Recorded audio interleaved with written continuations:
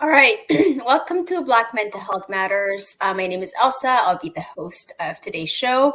Good morning, good afternoon, good evening, wherever you are. Today, I have two very special guests on a very interesting topic, dyslexia and learning disabilities with respect to mental health, especially for Black communities. So I'm very excited for today's show. So I'm going to talk a little bit about who you guys are. Clarissa Grissom, you are a speaker and an advocate who holds a bachelor's in psychology, and you'll also be graduating this May with a master's in speech language pathology. You were recently inducted into the Phi Kappa Phi Professional Honor Society, which is amazing, to acknowledge your academic achievements in your master's program. You also consider yourself a learner for life and enjoys educating both yourself and those in your community. So that's amazing. And Hodan Ali, whom I also know, you are a nurse educator. You're an activist, a community coordinator, community helper within the Ottawa area. You're also an environmentalist, and you continue to educate yourself further by going back to school, which is amazing. So welcome to the show. So if you can tell me a little bit about yourselves, where you're located, what you do, and why you do what you do. So I guess I'll start with you, Clarissa. Sure. Thank you for having me today. So as Elsa mentioned, I'm Clarissa Grissom. I currently reside in Dallas, Texas, where I am a graduate student studying speech language pathology. And currently I am working in the public schools providing intervention services for children with different language disabilities. Oh, that's amazing. All right, Hodan, tell us a little bit about you, where you're located, and why you do what you do. Yeah, Elsa already explained pretty much what I do. I'm a nurse as well as a nurse educator for a local college in the city of Ottawa, where I've grown up most of my life, and also in touch with a lot of close friends as well as community members that are deal with community outreach, especially in minority communities, as well as newcomers to Canada. So yeah, being in the healthcare field background, it's not unusual for friends or family or neighbors to come up to you whenever they have questions. So it's given me an opportunity to educate myself and research more on a lot of the different topics that are out there and be aware of some of the things that impact a lot of people, including my own personal students that I've had experience with. So it's been a very interesting roller coaster as a whole, as an educator as well. So yes. That's amazing. I mean, I could definitely understand in terms of like community support. So it's nice that people can come to you, especially as a nurse and as a nurse educator with that knowledge as well. And I'm sure that's also applicable to you, Clarissa. And yeah, welcome to both of you. Two great minds from two different disciplines, but it's also within the realm of healthcare. So very similar. So I'm very happy to be having this type of discussion with you, especially on dyslexia and learning disabilities, which is something that's often I think in marginalized communities, that's not as discussed as it is in mental health services or in services for that matter for these disabilities. So I guess my first question is to both of you. Do you think dyslexia and learning disability is common among Black communities? Definitely, I do think that it does exist in all communities overall. Um, Access to care and access to getting assessed for learning disabilities, however, may vary from one community to the next. I believe that unfortunately, there's like a double-edged sword where there may be certain people who are marginalized who unfortunately either don't get the proper diagnosis and don't get the proper support they need. Equally, there are also people of color who unfortunately get mislabeled or misdiagnosed due to racial biases that exists in the world that we live in, unfortunately. Um, According to the International Dyslexia Association, 15 to 20% of population has a language-based learning disability. So dyslexia is actually very common. But even though it's common, it's still not underdiagnosed, and even affecting people, I think, of like disparaged communities a lot more, unfortunately, than that of people who might have a bit more access to different type of services or higher socioeconomical status. So, kind of echoing what was already said, so in the United States, I know that 1 in 5 children have a learning disability. And so, learning disabilities certainly do impact our Black community, but it is kind of hard to tease apart the exact percentage of children in the Black community that have a learning disability because there's an issue with misidentification of Black students with learning disabilities. Sometimes children with learning disabilities may be labeled as having some sort of behavioral challenge, when in reality they may be expressing frustration due to struggling in the classroom.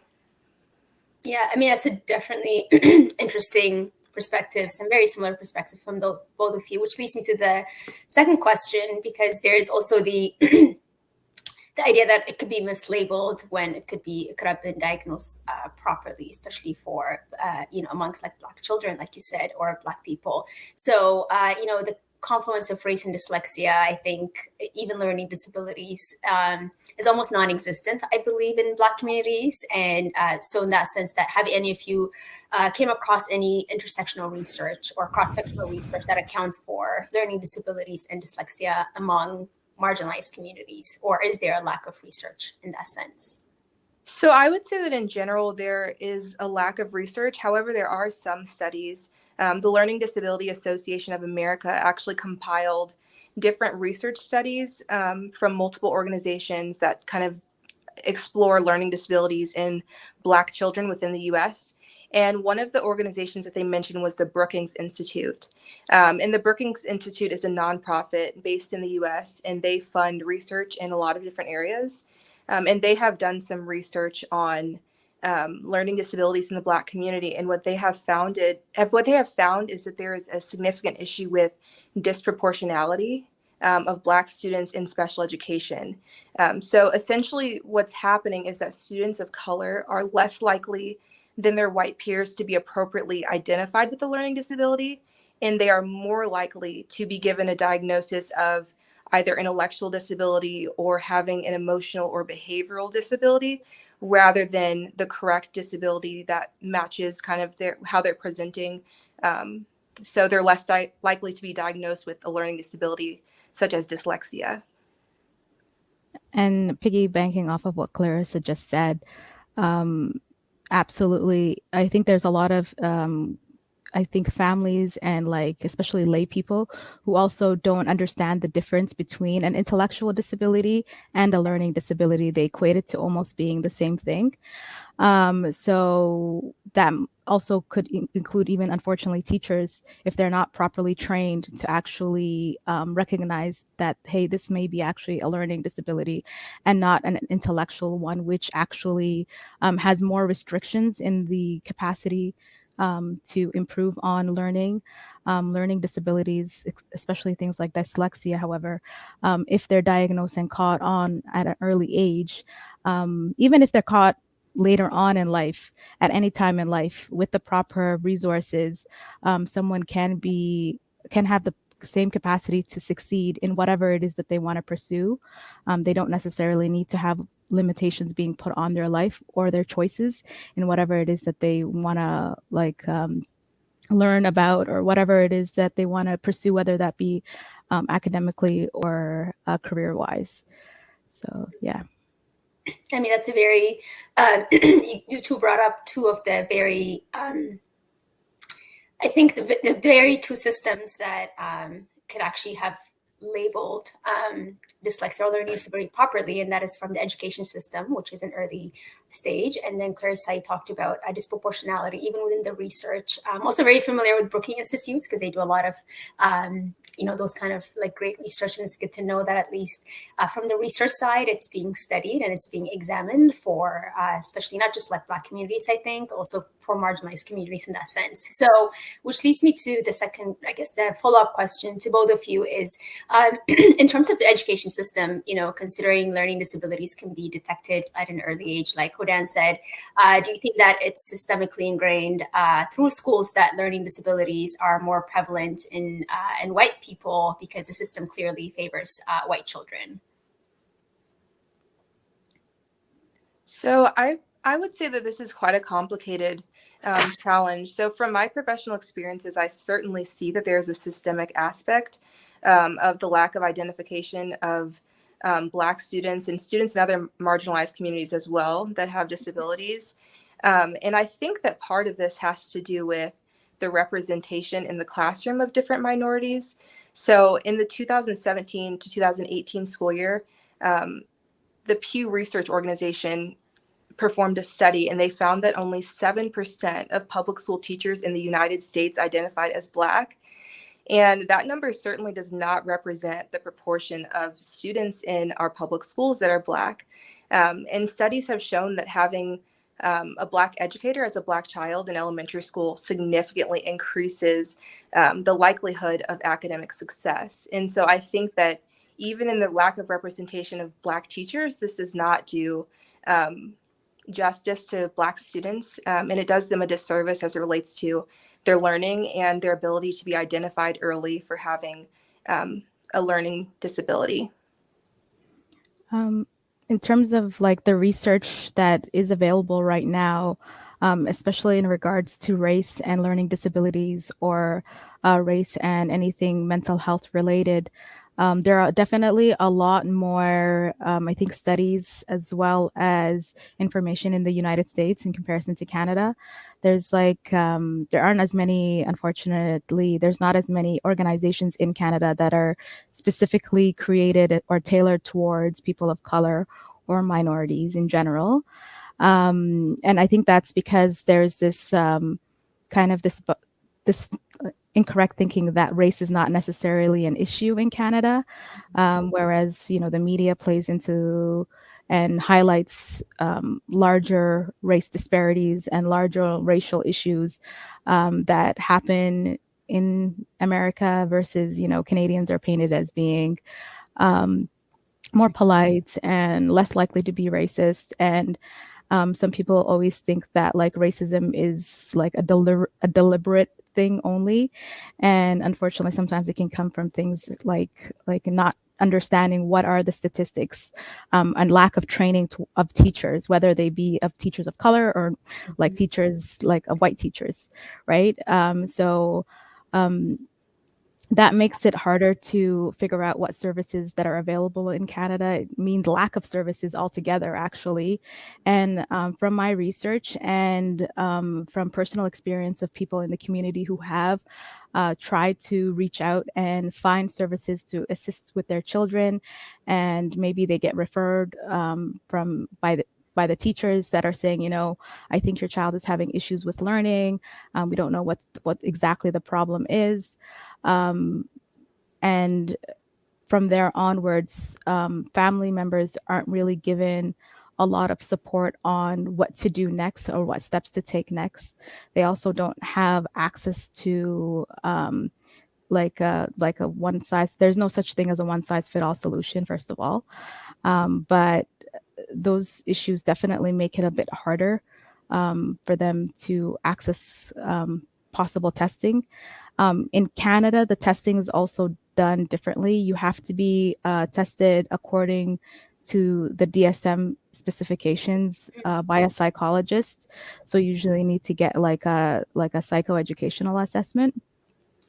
And the psychoeducational assessment that is provided, there's usually psychologists provided by schools, the school board, that you can be referred to, but wait lists, I think even just a few years ago, some wait lists were over 2 years long.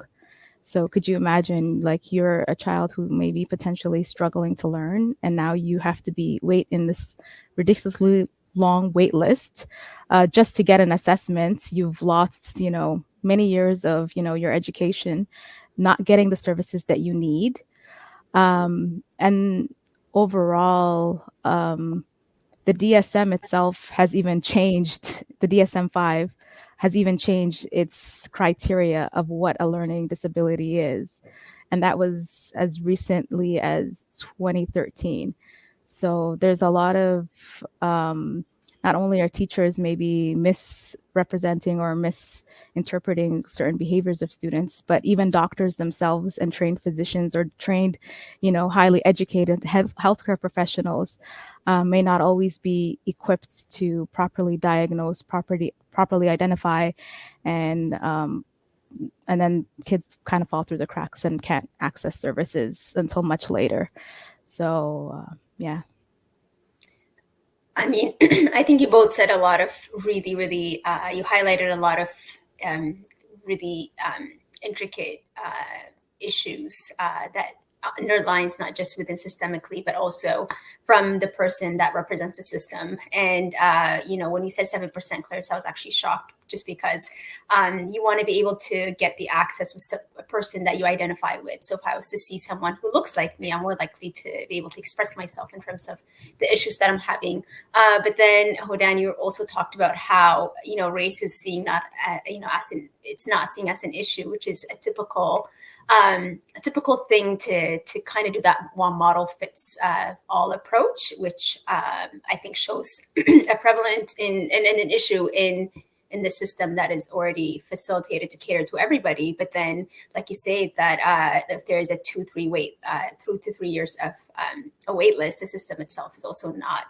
functioning the way it should. So I can see a lot of holes, and it's interesting because we're talking about two of the most developed countries in the world, where I'm sure they pride themselves in having all these accesses to everybody, doing this intersectionality between mental health and different type of services.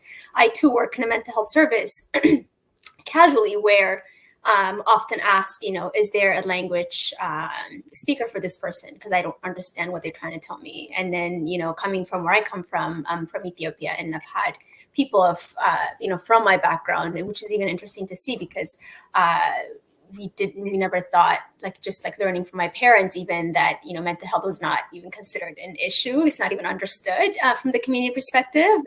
And so when you see people that are there to get help, often they don't know how to express themselves, or they don't feel comfortable because what is in front of them is a white doctor or someone that's not of their background. So there's also the ethnicity aspect, ethnicity layer, which is beneath the racial layer to it. So I can only imagine if, like Hodan said, which is accurate, is that, race is not a problem. I don't see color type of thing. That also really delineates people from ever wanting to enter that access or wanting to have that service as well. So even in my experience, when I'm booking a language service or when I'm trying to help someone, because I know where I'm from in terms of I know how that person could be understood or how that person could be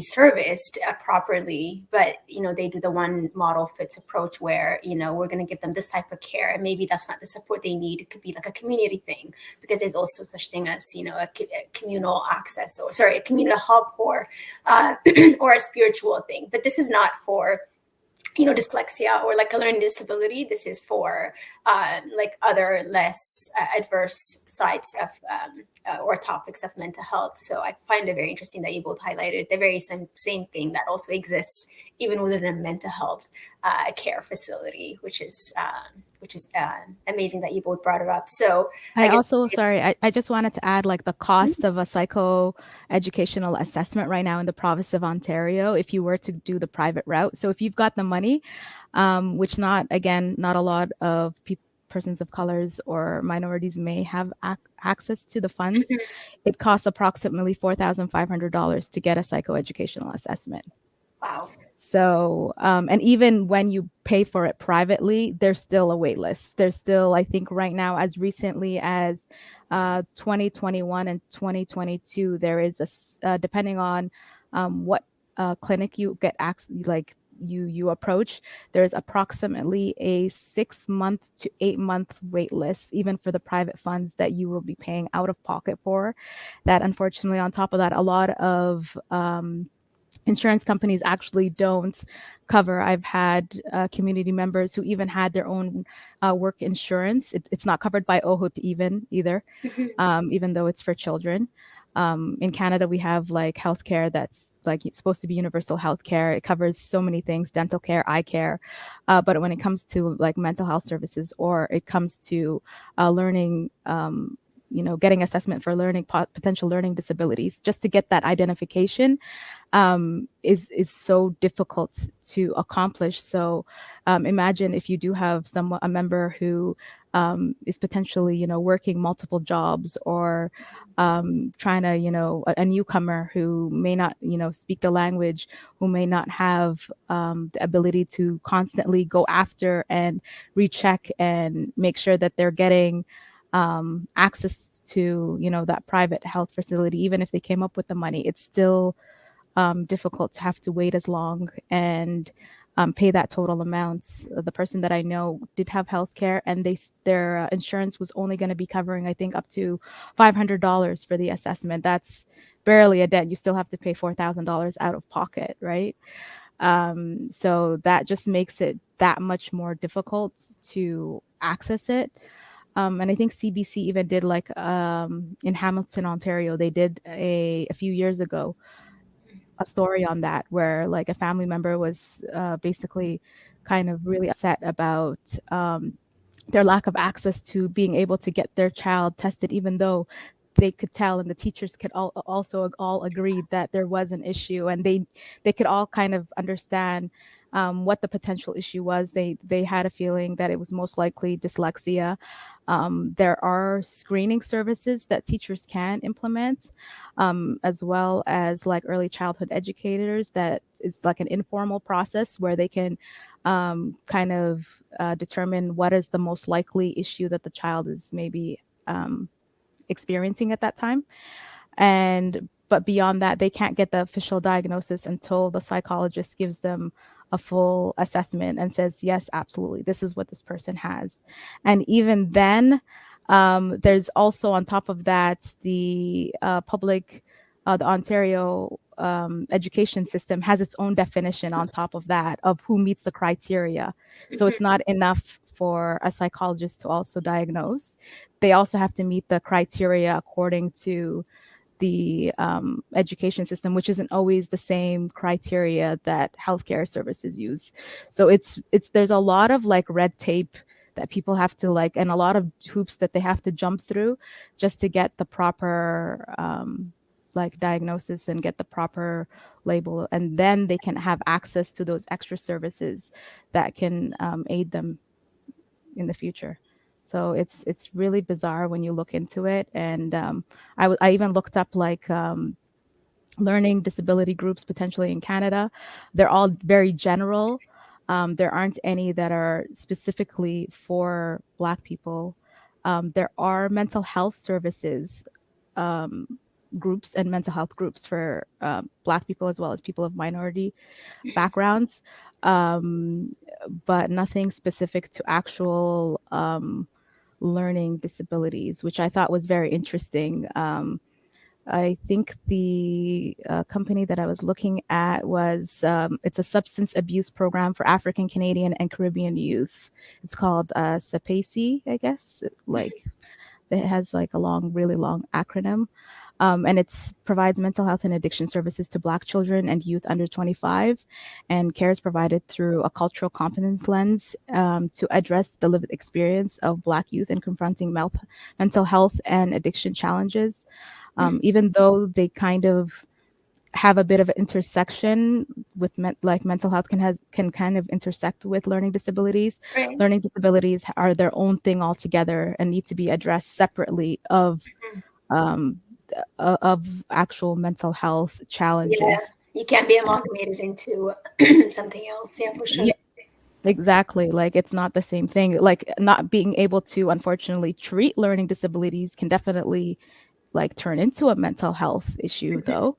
And if you're not really targeting the root problem, which is not getting access to services, then it's kind of we're catching it too late. We're trying to fix it from the back end, then trying to mitigate the risk factors and mitigate the actual underlying issues, which is like lack of access and lack of um, yeah, Yeah, it's almost like intervention. working backwards. Yeah, no, for sure. I think, Clarissa, I guess in your experience as well in that case, um, especially with the healthcare system, of course, Canada has a universal health, like Hodan said, but there's a lot of special services that are actually just as crucial as, go getting aid. I mean, it's still wonderful to have that access. Just go to the emergency, and if you have a symptom of something, to go and be able to have access to it. But with uh, special type of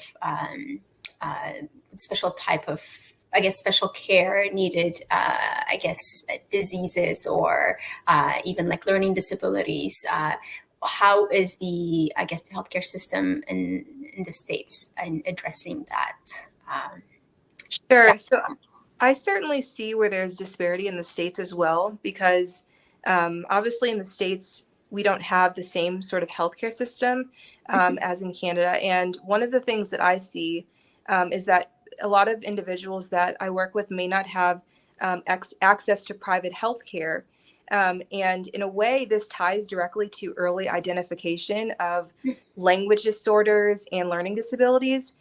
Because here in the States, a lot of physicians will ask questions to parents that provide like a basic language and speech screener.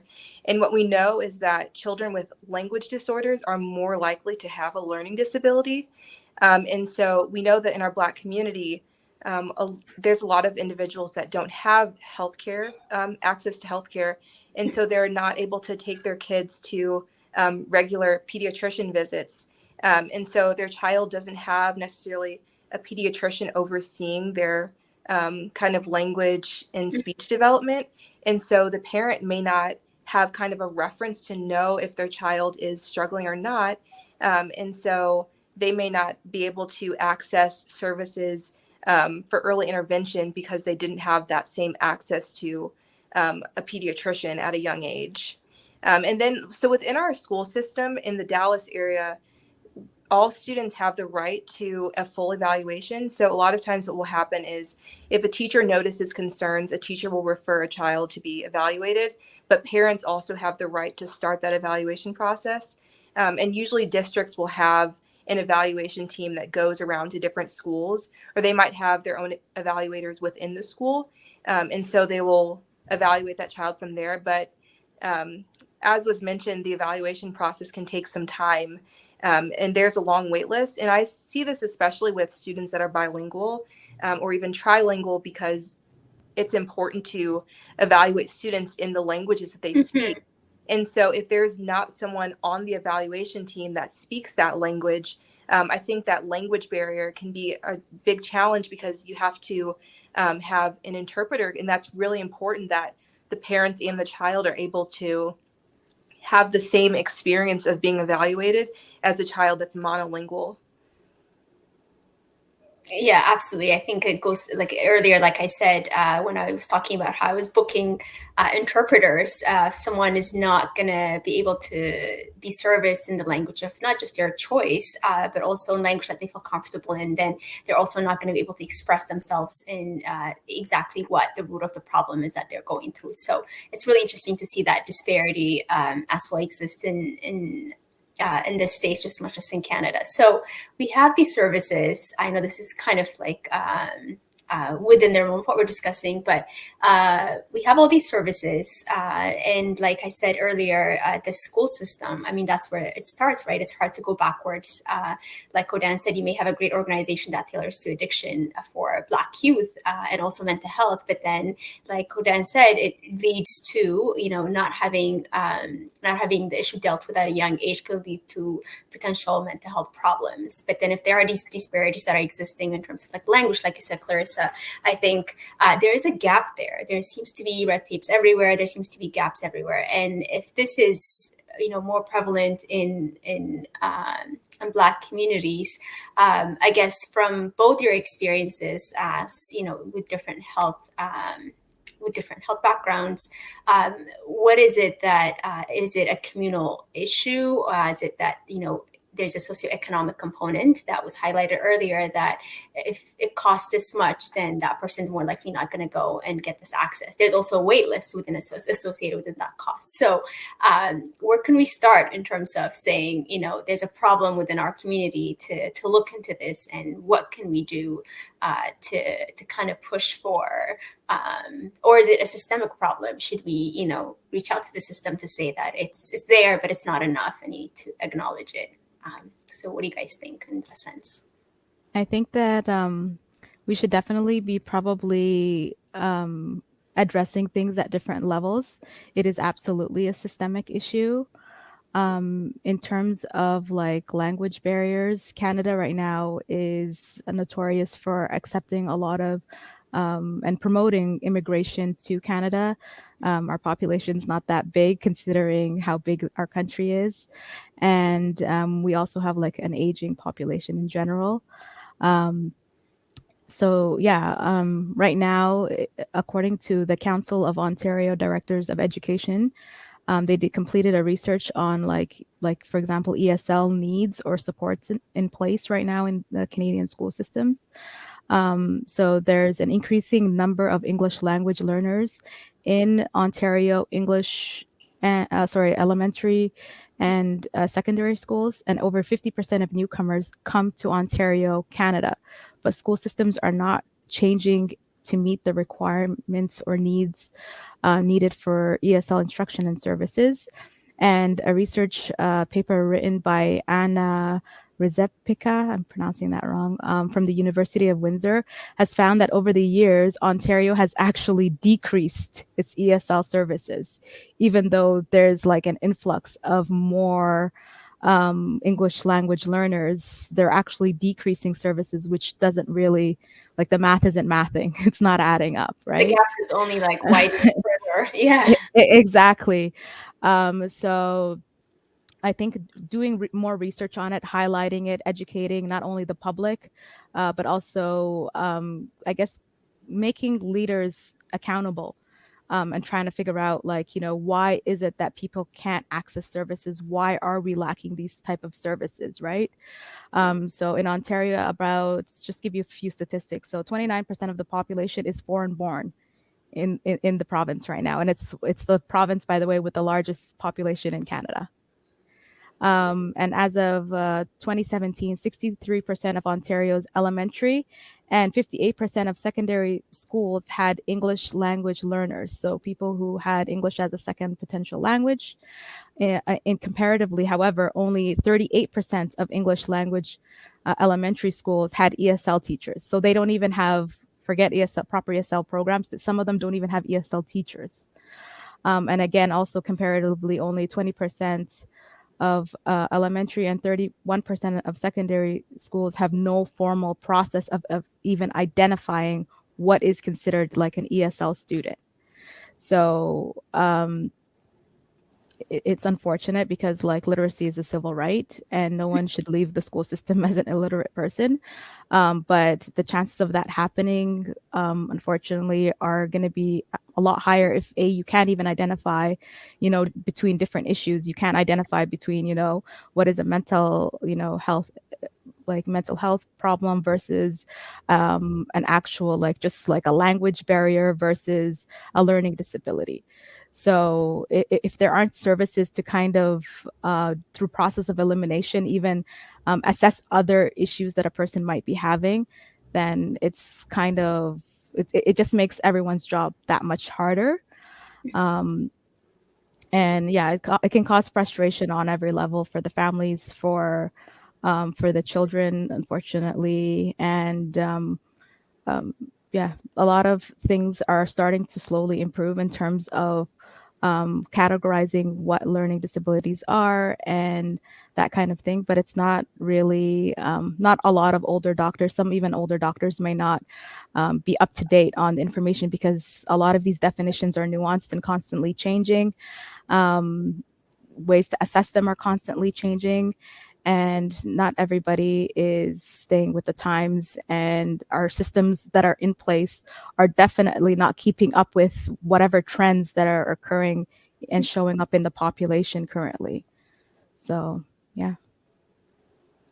I think it certainly starts with educating ourselves because, as was mentioned, I agree that a lot of it does rest on kind of systemic changes, but also on us as professionals providing quality information to the public about the disparity that does exist. And that starts with educating ourselves. And some of the things that we notice as in terms of disparity are not necessarily explicitly taught in the programs we have gone through. So the responsibility lies on us to go and educate ourselves on these topics that we may not have had exposure to. I will say that I've kind of been in a good situation in my program where there have been classes that have explicitly kind of discussed what it looks like to work with children that are English language learners or that are trilingual or bilingual. And I think that it's important for professors and educators to be educating the next generation of educators and clinicians on these topics. And I think that that's a great way to kind of start promoting changes in these areas. And then also, social media is a very powerful tool. I think that social media is a great way to connect with the community and to connect with parents, and even empowering parents to advocate for their children. Because when it comes to the whole process of diagnosis with language disorders or learning disabilities, it really can be a complicated process. And I think that, parents can kind of feel lost in this process. So we as professionals can provide quality research backed information to kind of guide them as well.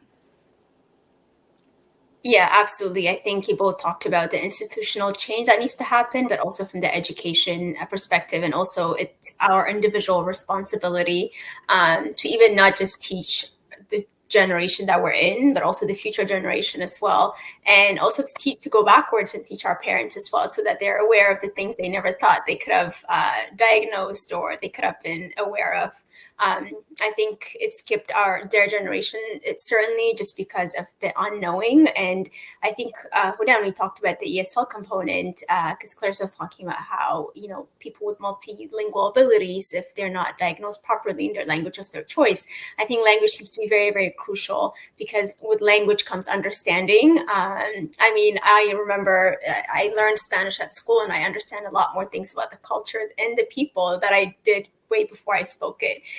So I think it also opens the doors to, it opens your mind and it opens your understanding to a different level because you're looking beyond race. You're looking beyond the point of understanding the person, but you're also understanding who they are through how they speak and how they act and how they react. So I think it's a certain tendency to have, and it's a good point that you said, Claire said, that professors should definitely educate and even though the system is constantly changing, and of course social media, which I'm also seeing that there's a lot of mental health advocates. There's a lot of advocates for all types of degrees of mental health right now. But even within that realm, I always find it interesting that there's not a lot for Black communities, because I do search these trends to say, oh, does it exist for Black communities? Does it exist for marginalized groups in general, people of color? So it's but at least it's on the rise, that it's getting there, and there's a lot of like Black mental health services, but it's catered to just Black mental health. And it's, mental health is kind of, it's generic, right? Because there's the different complexities within it that we all understand. But like you said, it could be educational, it could be an individual thing, it could also be a systemic change. So as much as we rely on these three different pillars, or the various pillars that surround dyslexia and learning disabilities within the area of mental health, I think if we also need to make those connections, I think, not just as individuals, not just as a practitioner or a nurse educator, but also as an advocate to say that, it's absolutely crucial that we should have that individual awareness, but we should also have that individual learning and teaching, and continue to foster that awareness to our community. So I guess the next question would be for Hodan. I guess in your experience as a healthcare professional and a nurse educator, what are the common trends among not only Black people, but marginalized communities with respect to learning disabilities and dyslexia? Like, what are the trends that you see even from the community perspective? So some of the articles that were published in the US that actually did talk about the percentage of students who are actually diagnosed with learning disabilities overall. I believe it has increased from like 93 to the 2000s, but not by a lot. I think on average between it was about 6% before in 1993 of students were diagnosed with a learning disability. And I think it was about 2017, no, sorry, in 2007, it increased to 6.9 students.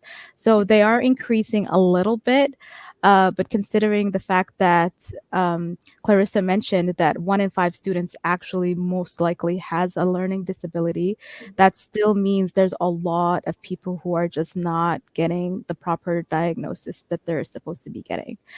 They're not getting the assistance they're supposed to be getting. And as a result, it's impacting their futures, their future families, their ability to succeed. So those are some of the trends. And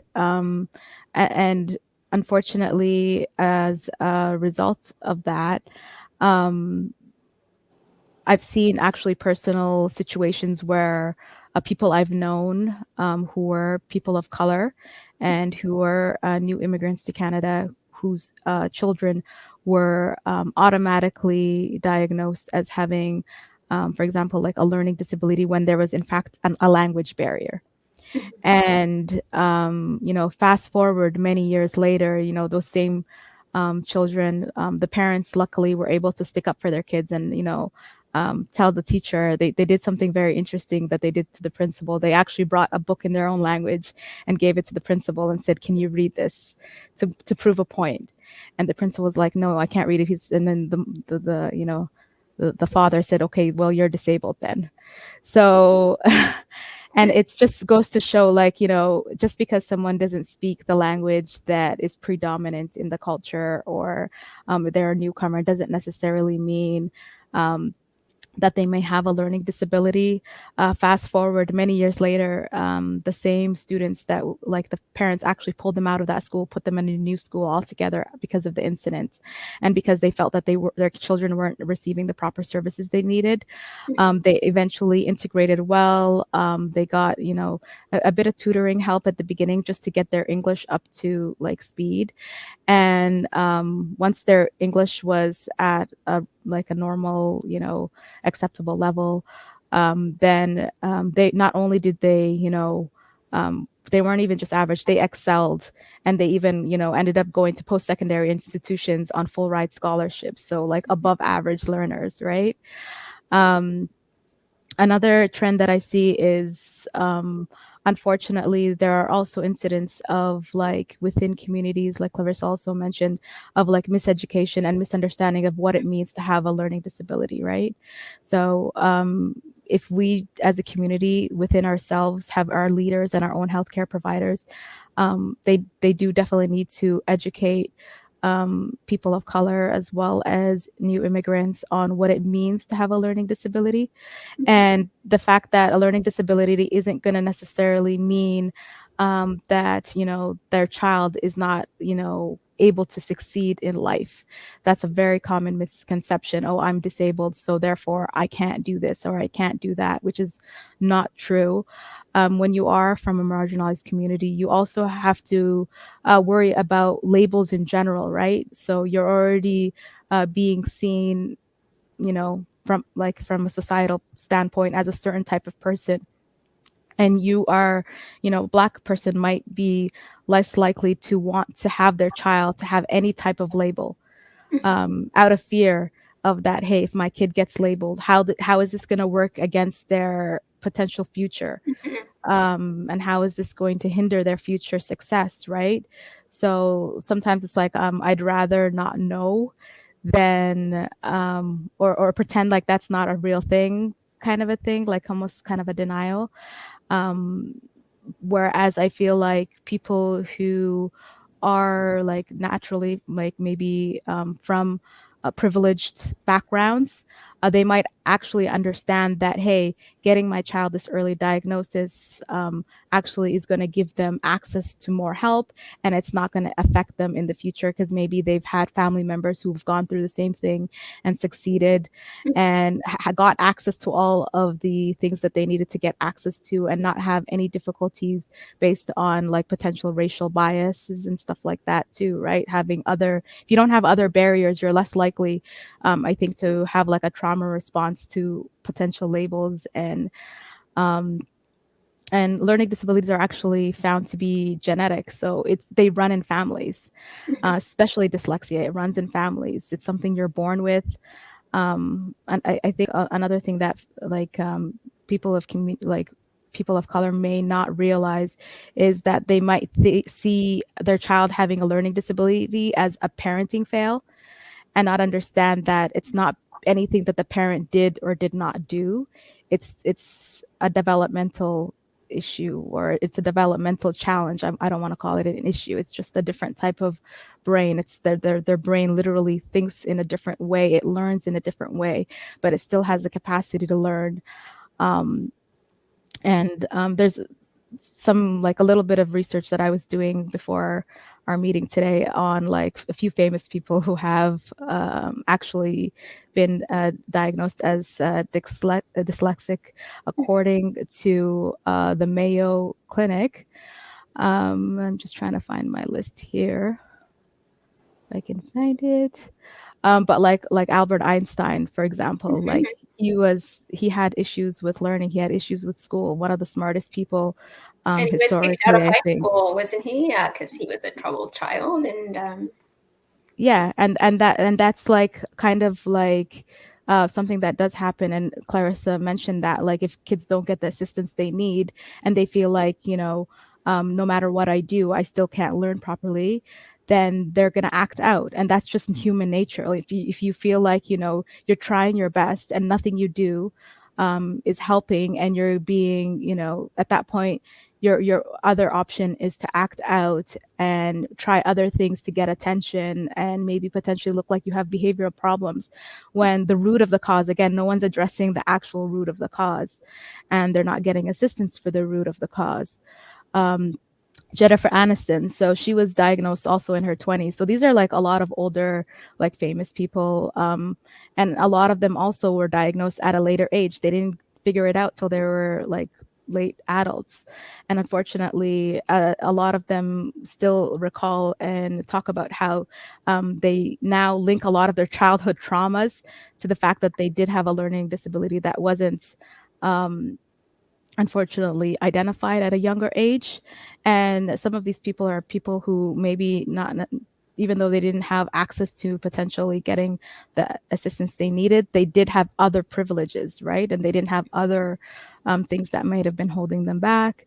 American film director, producer, and screenwriter Steven Spielberg. He didn't know till he was 60 that that he was dyslexic, right? Very accomplished, obviously, like person. Whoopi Goldberg, a comedian, also bullied, and found out later on I guess she dropped out of school, and that's when she found out what exactly was her challenge. And she's like one of the few people who've earned like, an Emmy, Grammy, Oscar, and Tony Awards, or um, and also legendary heavyweight boxer Muhammad Ali. So also, and people still quote him till this day, right? Sting, fly like a butterfly, sting like a bee, and a bunch of other really amazing quotes that he's made. May God rest his soul. So yeah, so there's a bunch of I don't want to go through all the lists, but from billionaires to different types of business moguls to entertainers, like having a learning disability it's not going to limit you. And I think until we start talking about that and we take the shame out of it, it's going to be hard to address it. Definitely. I think you highlighted a lot of important points there, Jordan. I think from the community perspective, like you said, we already have enough labels as is and enough problems being labeled, mislabeled, stigmatized, marginalized on a daily basis. So we have to put up with that face. So I think we feel like I certainly would have. Not anymore, but I think just because it's one of those things where, well, I too am a person, regardless of who I am in society. And if I'm facing a challenge, I'm going to go have that access. But I think even to get there as an individual, as an educated individual, imagine for the communities that barely have the time to even survive, let alone because I feel like even getting these accesses is a privilege, even with a privileged society, like you said, a lot of them are diagnosed late. I think could also be because of historically we didn't even acknowledge mental health. I think we called it alienism, like in the 1920s or something. If there was something wrong with you, if you're troubled, you're not considered normal, so you are labeled as an alien, which is also interesting to see now. Even my unit where I work, we used to be called a psychiatry unit, so everybody used to, immediately get alerted and get goosebumps and just go, oh, that locked up unit. And now it's called mental health. So even the transformation of the wording really changes the perspective in which you see abnormalities or abnormal conditions that people get treatment for. So I guess if we're not willing to go and get the access because of pride and shame, there's also cultural context to it too, right? Because you don't acknowledge something, you're prideful, and you may not even want to go to these services. So I guess, Clarissa, in your experience as a graduate speech clinician, have you come across Black people coming in and asking for assistance for learning disabilities? So I certainly do see families coming in and asking for assistance with language disorders and learning disabilities. And in my experience, often some of the reasons that parents may come in is because they feel that their child is falling behind academically. They may be exhibiting distractible behaviors in class, which we know can occur if a child is frustrated with not being able to Right. kind of pick up on what they're learning academically. They may be struggling with reading or writing, or they may be delayed in their language in comparison to their peers in some aspects. So whether that's kind of the form of their language, the content of their language, so things like vocabulary development and things of that nature. And I will say I also see that some parents are also hesitant in seeking support for their child. And I think that this comes from a number of sources. I think stigma is certainly a large part of why parents may be hesitant. And I think there's also this kind of there's this reality that Black individuals are often labeled with Right.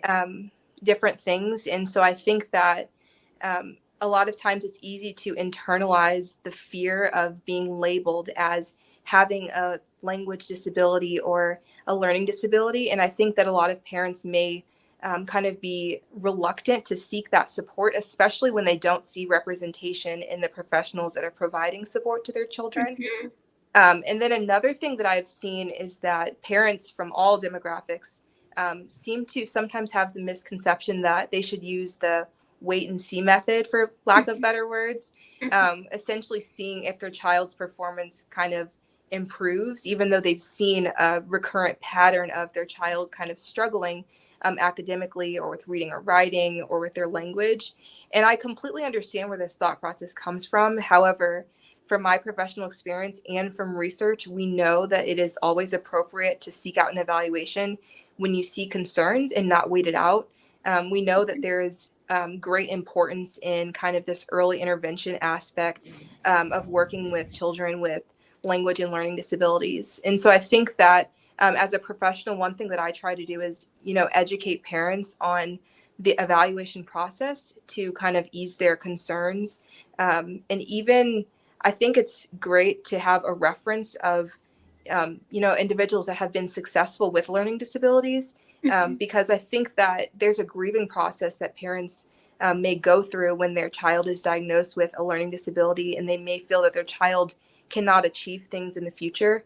And I think it's important for us as clinicians to be sensitive to this, first of all, and to not kind of be dismissive of the concerns that the parent has, but to kind of counsel them from our scope of practice, of course, and help them through this process.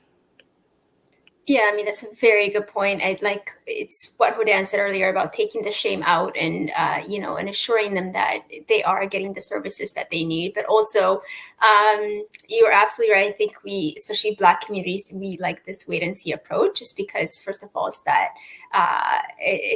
thing. Even I say it when I'm sick with something, I'm like, I'll just wait it out a couple of days, let alone like, parents with their child, because they don't want to, I don't want to say acknowledge, but they don't want to convince themselves, or they don't want to sense the reality that there is something wrong, even though they see it, it's right there. So it's good that educated brilliant minds like you women are there to kind of be aware of not just the child's problem, but also acknowledging what the parents are going through. And there's not enough grieving process for that, to especially when a parent is told that it's because I think they see it as there's something wrong with my child, where as professionals, you guys see it as, well, there's a symptom and we want to treat the symptom. And I think with Black communities, it's often seen as there's something wrong with me, there's something wrong with my child. And that diagnosis in and of itself could harm not just a parent, but also the child. And a lot of the things that you brought up earlier about misdiagnosis, and you can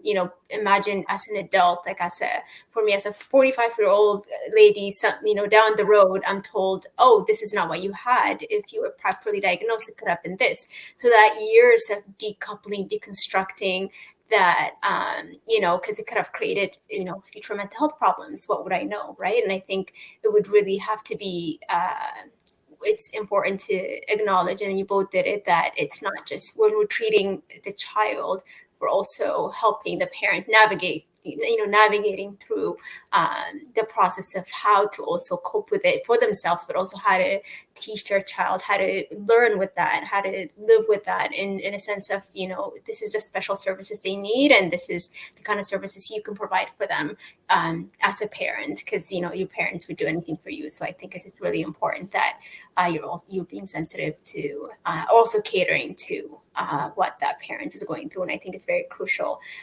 So I guess my next question kind of lead up to that in terms of the access. This question is to both of you. Is there a lack of awareness among Black communities when it comes to recognizing learning disabilities? I think we answered a little bit, but to kind of broaden it a bit more. And if so, what can be done about it, or who's responsible for presenting communities with such awareness? Sure. So I certainly think that there is a lack of awareness amongst the Black community, and perhaps this is because of the stigma around learning disabilities. Mm-hmm. So I think that awareness is certainly important in this space. And from my perspective, it starts with creating comfortable spaces for conversations about disabilities. Mm-hmm. So I've seen a lot of organizations come to be in the past couple of years, including organizations like Black Mental Health Matters, Dyslexia Alliance for Black Children. There's another organization called Therapy for Black Girls, amongst others, that are starting to talk about these conversations. And that can make a great deal of change as it relates to spreading awareness.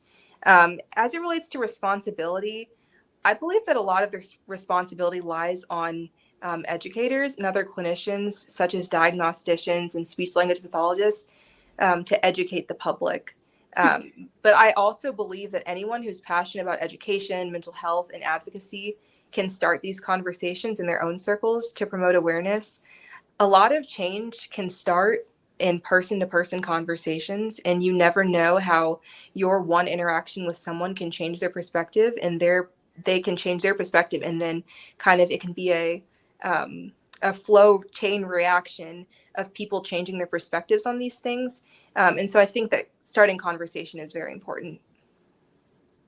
Yeah, absolutely. I definitely agree, and I think like even us discussing this, it's kind of proudful to even see that three different types of educated women with different fields to be able to discuss about this when we didn't even have the space to do so just only like a few years ago. So I think it's incredible, and you're right. It starts with conversations, because conversations, that's how we create that ripple effect and making that change happen. And I wasn't even aware of the two other accounts talked about besides the mental health awareness. So it's really great to see that even within within a different realm of layer of mental health, that is also being discussed among Black communities. So it's really nice to see. And Hodan, do you have anything else to add to Clarissa's point?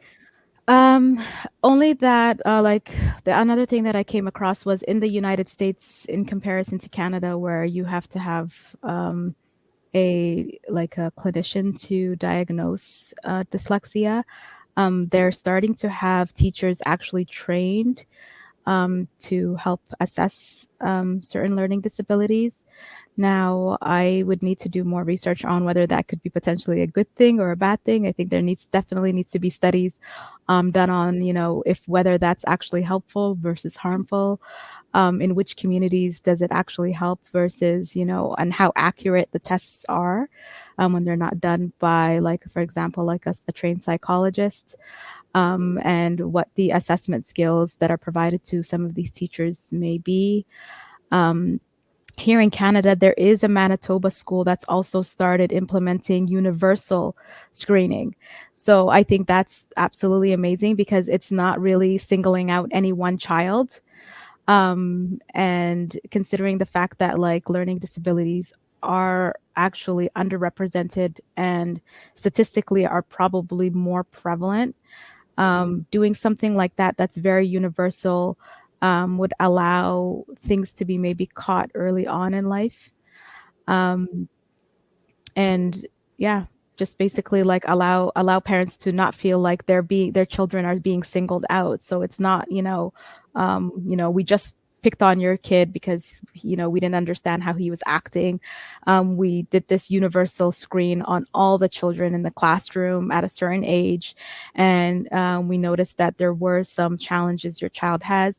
What does that mean moving forward? Being careful about the language used, because unfortunately, even here in Canada, some teachers do use inappropriate language when communicating with parents, especially parents of color or immigrant parents, which may indicate maybe a underlying racial bias that they're not even aware of. It might not be something that they're trying to, um, portray, but it might be something that's kind of like below the surface. And parents can be very sensitive to that and shut down completely, and not really trust the educator beyond that point. Because if an educator is just slamming your child, and your kid is more than whatever this teacher is telling you, or more than the behavioral issues that the teacher is pointing out, or the verbiage that they're using is inappropriate, that can be very disheartening. I've had a close colleague of mine had issues with a child of hers who was recently diagnosed with ADHD, and the teacher was like, "Oh, he's so spacey," and the way the teacher was teaching him, and like basically talking about the son to the mom, completely like turned her off completely and made her realize like this teacher really almost even dislikes my son or is very irritated. And as educators, you have to kind of try to, as best as you can, not only leave your bias at the door, but be very careful about how you comment on certain things and how you communicate what observations that you are making, and realize that it's very difficult for parents to receive certain information as is. So you have to be that much more sensitive about what you say and how you treat the children, because I think he was talking a lot and doing a lot of things, I guess, being very busy in class. So the teacher even removed the student from the classroom. By the way, this is a kid in grade 1 child. They're all, yeah. She removed him from the classroom and had him eating outside in the hall by himself lunch. This is in Ottawa. That's disheartening. Um, it is. And like the kid told his mom, and the worst part of it all was the teacher didn't have a communication with the parent outwardly. Like the child told their mom first, and then after the fact the teacher had the conversation and was like, "Oh, well, he's spacey. He's, making a mess everywhere, and disrupting all the other students." And so it just made it look like kind of like a blame, and not coming from like a compassionate, caring place, um, placing a lot of blame on this child who is clearly very young. And at that age, they're all kind of, in my opinion, out of control and very hard to redirect. Um, and and then later on, once the principal was like involved in it, the way the teacher changed, the way she described the situation completely changed altogether. And it's kind of unfortunate, because it's like, why couldn't she have communicated what she was saying to the parents at that time? Because at that point it makes it look like, okay, she feels like she's in trouble now, so now she's trying to kind of make it seem a little bit more palatable to the principal, and make it look like she was actually doing it in the best interest of the child, versus like she just wasn't equipped to handle the situation. I mean, it's really disheartening, because these are the kind of things that you only come across in knowing when a child's going through it. And, it's a good thing that the child spoke up, because there was also instances where the child may be inept to talk about it, and that could cause potential future problems. But, one thing about kids is, of course, not all kids are the same, but um, they're outspoken at that age. So, and you want to encourage them to be as outspoken as possible. And I know I tell my nieces and nephews, everything that happens, every detail, every air you breathe, tell me, because then if I see, God forbid, any like tiny little thing that they're being treated, or a little microaggression is thrown into their innocent minds, then it should be addressed properly, of course. And it's really unfortunate, because on one hand, we're saying we should educate the teachers, we should give them proper training in detecting it. But if they're going to misdiagnose it, then the speech clinician is going to say, well, this is not the actual diagnosis, this is what. So that could take years too, depending on the access. So there's a lot of these loopholes that we have to navigate through, and it's a lot harder for Black people than it is for white folks, because we talked about earlier, it's more prevalent in white communities to be diagnosed properly, because the system that is created is catered to them for so many years, right? So it's kind of unfortunate. But I guess this question is to both of you. So how can a Black parent detect a learning disability or dyslexia in their children, and what can they do about it? From as a speech clinician and as a nurse educator, what's your take on it? How should one parent detect such issues in their children? Sure. So if you see your child is struggling in reading, language, or other school subjects, or if they're exhibiting anxiety in the classroom, in the United States, you have the right to ask for your child to be evaluated. Now, oftentimes, if a teacher identifies a child as struggling, the teacher will then refer for an evaluation. But if a parent has concerns, they always have the right to start this process. And as I mentioned previously, we know based on research that it is better to seek early intervention for most children than to kind of wait and see. And I think it's also important how parents and professionals kind of navigate talking to their child about, the evaluation process and what that looks like. There was a child that I was working with, and child was recently diagnosed with dyslexia, and the child told me that they could not be successful in life because they had dyslexia. And that just was really heartbreaking to me. And children hear everything that we say, and they hear everything we do not say.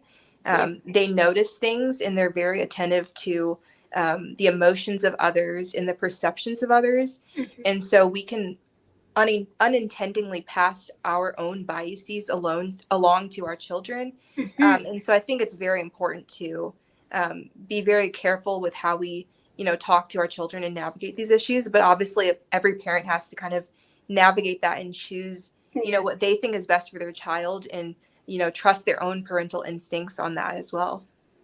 Yeah, absolutely. And I think you're right. Children do mimic everything, and they're a lot more intuitive to people's emotions, let alone their own emotions. So being sensitive around that, of course, it's challenging for the parents as well, because like you said, we can exhibit that into them. But I think it's very crucial that we should also, like I said, hear everything they say, but also see everything they do, and that communication is certainly helpful. Hodan, do you want to add to that?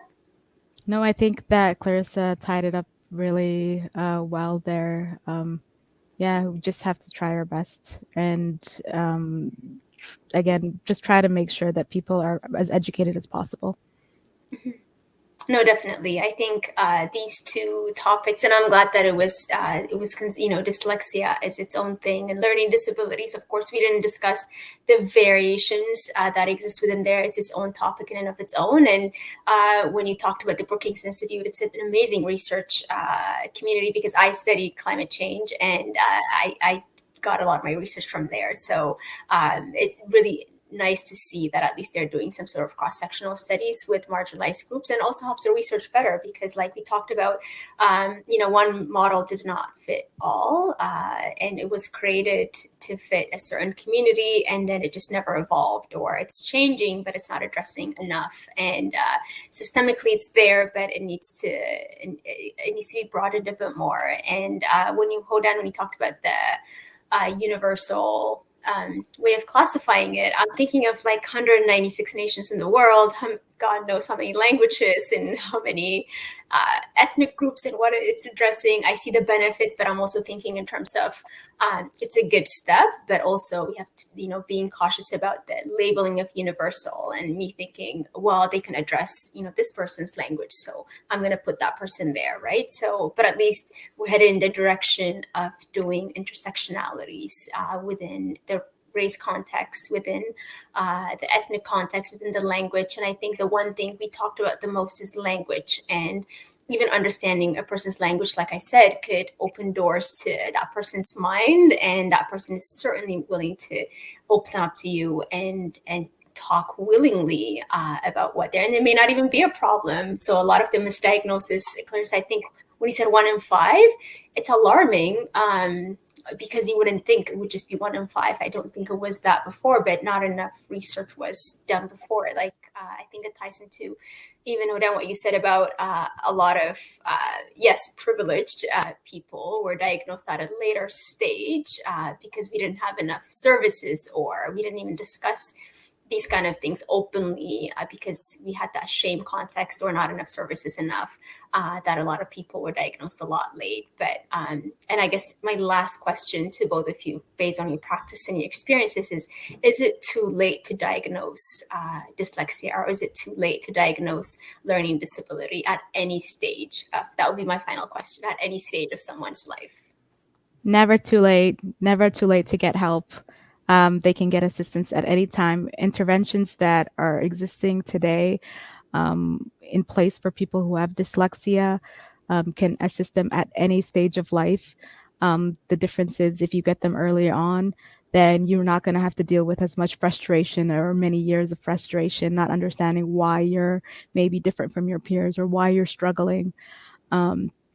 Which will also impact, things like self-esteem, right? Mental health, potential, like meeting your actual potential, or self-actualizing. So all of these things are impacted, but in terms of when you get the assistance, doesn't matter as long as you get the help. I think that wrapped up everything nicely. I don't have anything to add. Hey, no, that's wonderful. Thank you so much to both of you. That concludes our very interesting topic of dyslexia and learning disabilities within the realm of mental health.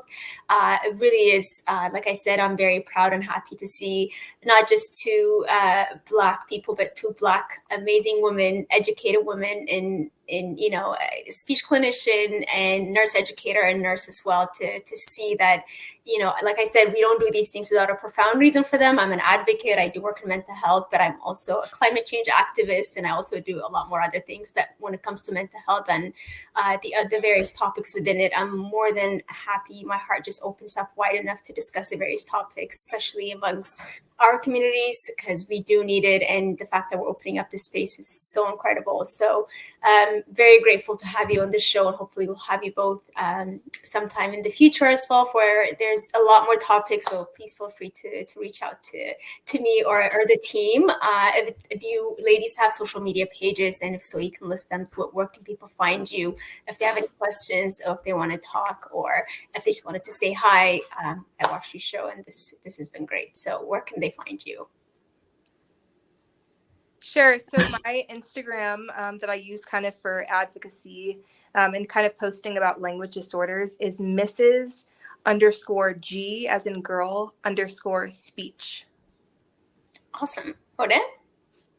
I just have personal pages. I don't have actual official social media pages. But like, if anyone does want to reach out, I am on with my real name, my full name on Facebook. So you can definitely reach out, message, and I have no issue.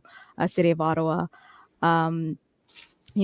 discussing things or giving you information on where you might be able to reach out or access services, that kind of a thing. Okay, that's great. Like I said, thank you so much for both of you for joining us on Black Mental Health Matters, and you have yourself a wonderful day. Thank you. Bye. Thank you. Bye.